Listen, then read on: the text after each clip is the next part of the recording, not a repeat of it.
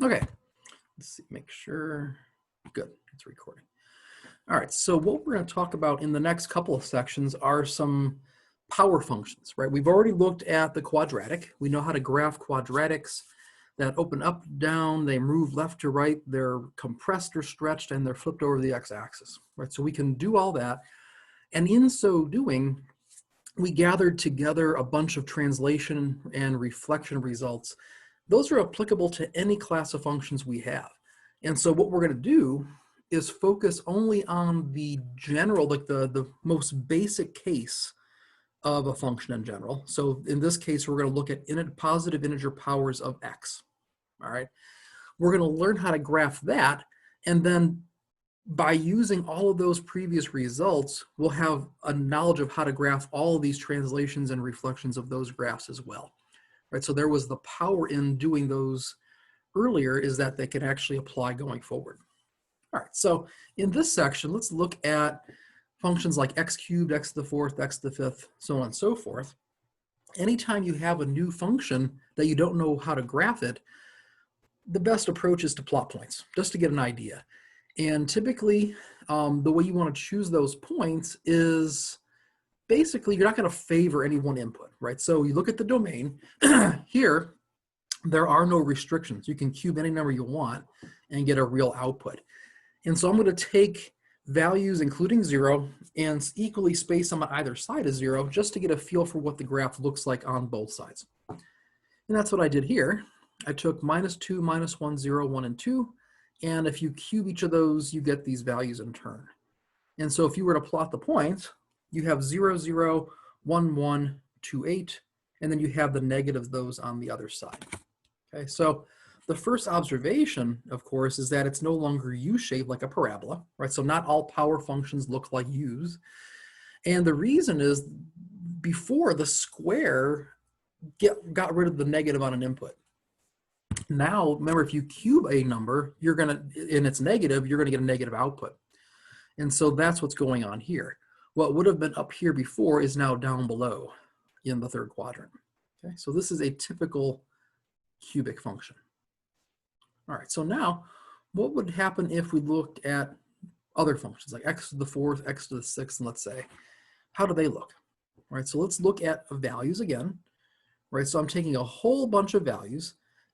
All of these power functions that we're looking at are polynomials, and there are no restrictions. You can always raise any real number you want to a positive power, and it'd be perfectly well defined, right? And so, a positive integer power, pardon me.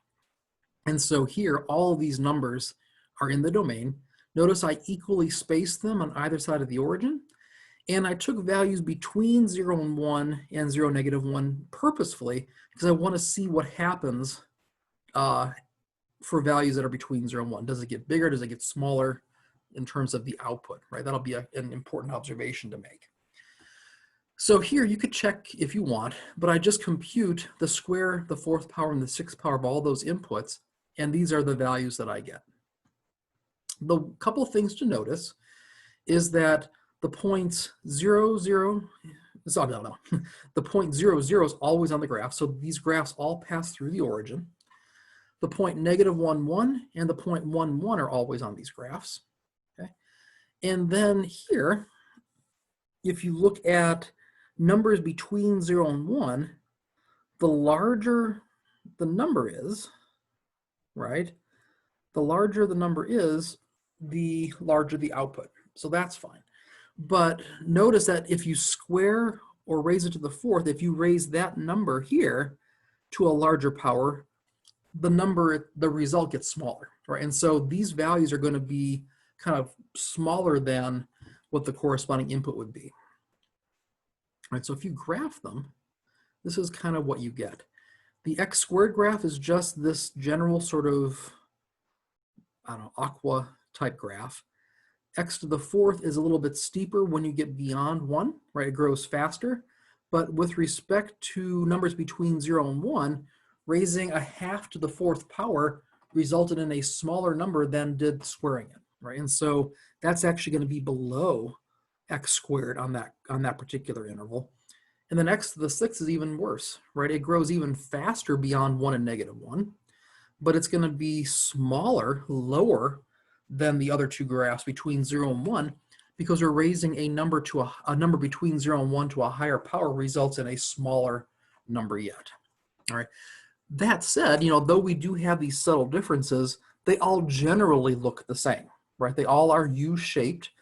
The higher the integer power, the flatter it gets between 0 and 1, and the quicker it rises beyond -1 to the left and 1 to the right.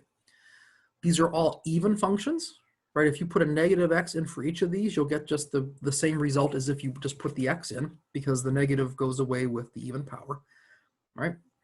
And so this is what you want to take away. All of the positive integer even powers of x look like u's. The higher the power, the flatter it is here, and the quicker it rises, beyond 1 and -1. All right, the same will hold true with respect to x to the 5th and x to the 7th if you compare them to the x cubed graph. All right, so I look at the same table of values. The exact same phenomena is going to occur between 0 and 1 and 0 and -1, right? Raising a number between 0 and 1 or 0 and -1 to a larger integer power creates a smaller number than raising it to a smaller integer power. All right, and so they're all going to look, if things were going to happen the same way, we'd expect these graphs all to look like x cubed, but to be flatter between -1 and 0, -1 and 1, in other words, closer to the x-axis comparatively, and then they rise quicker to the right of 1, and they dip down to -infinity quicker to the left of -1. That's what you would expect to have happen if the same sort of reasoning as was used here applies. All right, and indeed it does, right? So if you were to graph these on your graphing calculator or some similar such thing, you would get these sort of cubic graphs the way I described. Notice the other thing to notice here is that they're all odd. They all have symmetry about the origin. Okay, so let's look at example 1. We have a class of functions now. We know what all positive integer powers of x look like. They're either u's or they're cube graphs. Okay, so now we want to use upon all the tools that we had from our toolbox in the previous chapter, including the translation and reflection results, to understand more complicated versions of these graphs. And so what we'll do here in example 1, we'll walk through step by step an even power, and then in the corresponding your turn, you'll do the same thing with an odd power. All right, so let's talk about these. First, for part 1, you want to explain how the graph of f of x can be obtained from this graph using the transformation results. Okay. Well, remember, if you always start like you're using the order of operations. So we start with an x. The first thing you do is you add 1 to it. But if you add 1 to an input, you're going to shift it to the left 1 unit. Okay, so we're taking x to the 4th and moving it left 1 unit. And then if we subtract 16 from that whole thing, then we're going to move that whole thing down 16 units.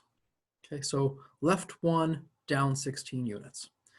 That means that since this looks like a U, remember the even powers look like the parabolas, the vertex is going to be at that new point, namely at -1, -16. And we know that since there's no negative multiple out in front, it opens upward. So that will be a local minimum.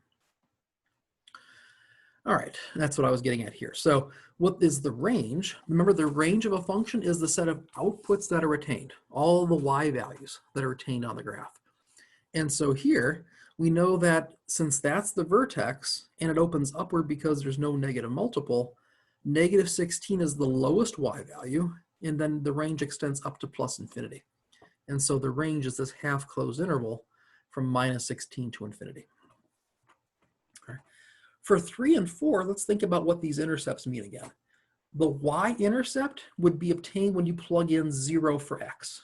Remember, on the y-axis, that's the vertical axis, x is 0, right? And so that's the easiest one to find. You plug 0 in for x, that gives you 1 to the 4th, which is 1, minus 16, that's -15.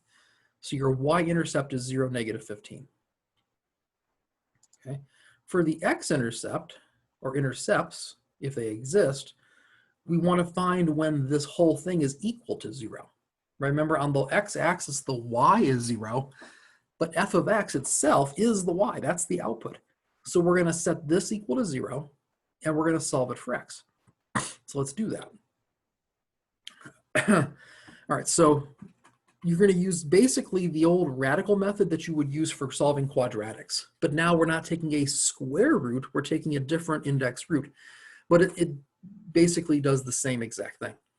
So I'm taking the 16 to the right. I want to get at the x plus 1, so I need to get rid of this fourth power.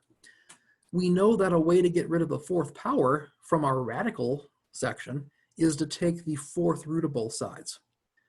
But remember, when you're solving here an equation involving roots, anytime you take an even indexed root of both sides, you have to put plus or minus, because remember, this even power would have killed off a negative inside, right? And so the inside could have been negative, and that would have given you a perfectly fine solution to that equation, right? So anytime you're taking an even indexed root, so fourths, sixth power, eighth power, whatnot, put a plus or minus.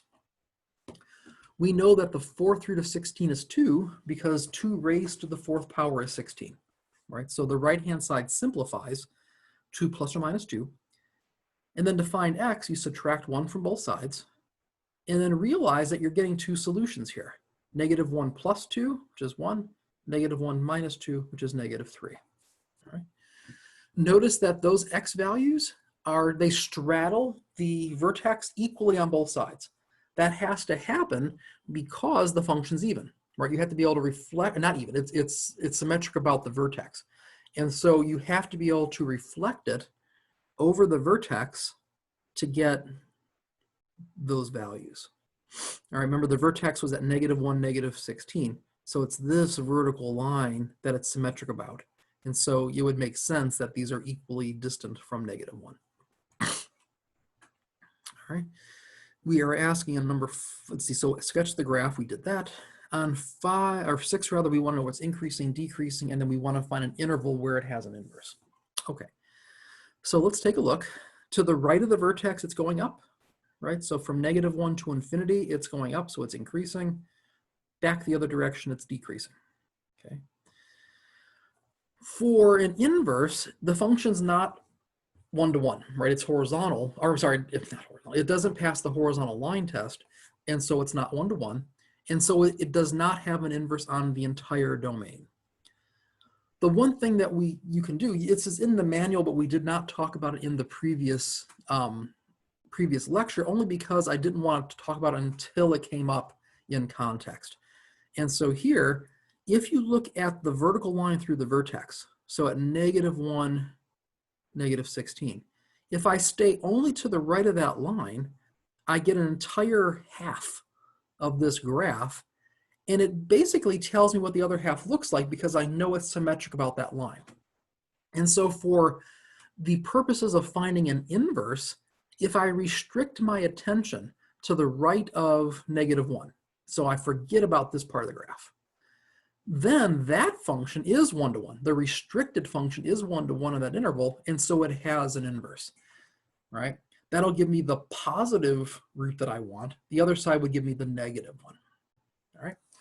And so here, if I make that restriction, I'm going to go through and solve this equation for x like I normally would, right? So I'm undoing the process. So you follow basically the same thing that we did when we solved this equation when I plugged in 0 for y, right? It's no different. It's just now instead of a 0 here, I'm going to have a y. Okay, so if you compare this, oops, if you compare that to this, you'll notice that. All right, and so what I did here instead is okay, so the other approach here, sorry, I'm mixing them up between sections. What we had done before is we solved this, excuse me, for x. And here what I did was I switched the x and the y. The only purpose that this serves here is that in the end, you already have a function of x to consider. So I don't need to change the variable at the very end, right? Remember, what we're really doing here is using the fact that to get the graph of an inverse, you literally switch the x and y up the points. And so I'm literally doing that algebraically here as an extra step. If that confuses you, just start with this guy here and solve it for x in terms of y, right? It'll give you the exact same function in the end. It just now instead you'll have a y here and an x. All right, it's exactly the same formula though. All right, so if we go through that process, you'll get the same sort of thing that we had before, but now don't forget, we restricted our attention from -1 to infinity for the output. And so we're going to use the positive root here for our inverse. Okay. All right. All right, so go ahead and try this your turn now. All right, so you have the same sort of thing. It's a cubic. It's been translated and whatnot. So same questions. You want to discuss how to obtain the graph, what the range is, x and y intercepts, does it have an inverse, and graph it. See what happens. And we'll talk about it when you come back. Okay, so let's look at it. So to get this graph, we're starting with x. We're subtracting 4 from it, so I'm going to move it to the right 4 units. The coefficient of 3 here is going to make it rise that much quicker, so I'm going to compress it. It's going to go quicker up. So I'm going to compress it by a factor of 3 toward the y-axis, so I'm going to stretch it. The negative reflects that graph over the x-axis, and then adding the 1029 to it. Remember, if that confuses you to put it in front, just tack it on back here as a plus 1029. It's exactly the same thing.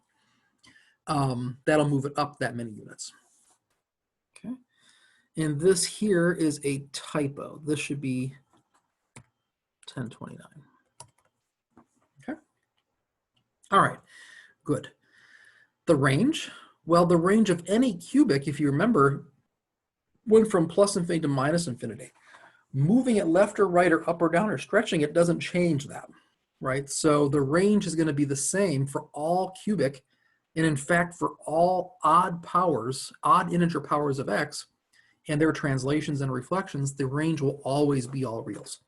The only time you have a range change for power functions is when the function happens to be an even power of x. The y-intercept, if you plug 0 in for x, that's what I do here. Right, you get 1221. You can check that out. Just plug 0 in for x. That's the key here for a y-intercept. To find an x-intercept, you want where the y value is 0. In other words, the output happens to be 0. So I do like I did before. I'm going to set this equal to 0 and solve for x. So to do that, I'm going to take this guy to the right. I'm going to divide by 3. And now I want to get rid of this cube. But remember, when you take an odd indexed radical of both sides, you do not put plus or minus, right? You only do that when you have a positive or an even root, because the even would have killed the negative. The odds don't kill the negative, right? So you don't put a plus or minus here, right? So you get a cube root of 343. We know that's 7. And so when you add 4 to both sides, you get 11.